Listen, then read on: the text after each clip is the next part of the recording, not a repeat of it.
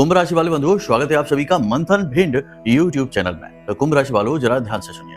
जिस भी व्यक्ति के ऊपर उसके इष्ट, उसके आराध्य और कुल देवता की कृपा नहीं होती है, वैसे तो बहुत सारी देवी शक्तियां होती हैं जिनकी कृपा और आशीर्वाद से जीवन फलित होता है, क्रिया शक्ति प्रबल होती है और कर्मों का बल बढ़ता है, तो जातक कामयाब हो जाता है।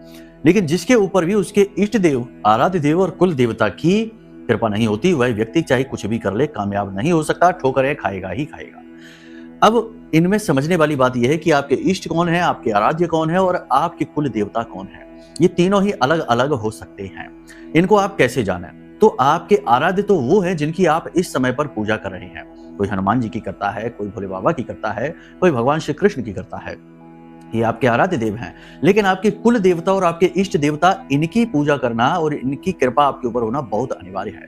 कुल देवता आपके कुल के उद्धारक हैं, कुल के पालनहार हैं और कई पीढ़ियों से आपके परिवार में उनकी पूजा, उनकी आराधना होती चली आ रही है। यानी कि उनका सुरक्षा घेरा, सुरक्षा कवच आपके ऊपर और आपके परिवार के ऊपर है। लेकिन आज के इस भौतिकता वाले जीवन में, भागदौड़ भरे जीवन में, लोग देवी देवताओं को महत्व नहीं देते। लोगों को अपने कुल देवता का ही पता नहीं है। तो आप अपने कुल देवता को पता करिए। कैसे जानेंगे? इसके उपाय भी हैं, लेकिन बेहतर यह है कि आप अपने गांव, अपने क्षेत्र, अपने घर के बड़े बुजुर्गों से चर्चा करिए और उनके माध्यम से जानने का प्रयास करिए और उनकी विशेष पूजा पाठ करना शुरू करिए। और आपके इष्ट देव कौन है? वो है जिनकी आपने पिछले जन्म में पूजा की और उनसे पिछले जन्म में भी आपने विशेष पूजा पाठ साधनाएं की। उनके बारे में जानना भी और उनकी पूजा करना आपको बहुत ज्यादा जरूरी है, क्योंकि उनकी जरा सी पूजा पाठ और अनुष्ठान से आपका जीवन फलित हो जाएगा। क्योंकि आपने पहले से ही, पिछले जन्मों से ही उनकी पूजा पाठ साधनाएं कर रखी है, यानी उनका पुण्य का घड़ा तो भरा हुआ ही है। लेकिन उनके विषय में आपको जानकारी केवल कुंडली के माध्यम से प्राप्त हो सकती है।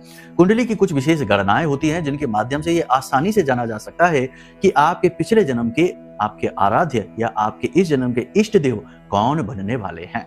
तो ऐसे में आपको अपनी कुंडली का आकलन भी करा लेना चाहिए। इससे न केवल आपके इष्ट देव पता चलेंगे, बल्कि आपकी कुंडली के पाप ग्रह योगों के बारे में भी पता चलेगा और इनके सटीक समाधान दिए जाएंगे और आपके इष्ट देव को प्रसन्न करने की विशेष पूजाएं, उपाय और क्रियाएं दे दी जाएंगी।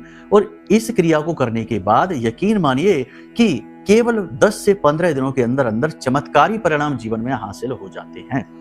सैकड़ों, हजारों लोगों के जीवन में प्राप्त हुए हैं। अब आपकी बारी है, तो नंबरों पर फोन करिए और तुरंत अपनी कुंडली का आकलन करा के गहरे सवालों के जवाब हासिल कर लीजिए।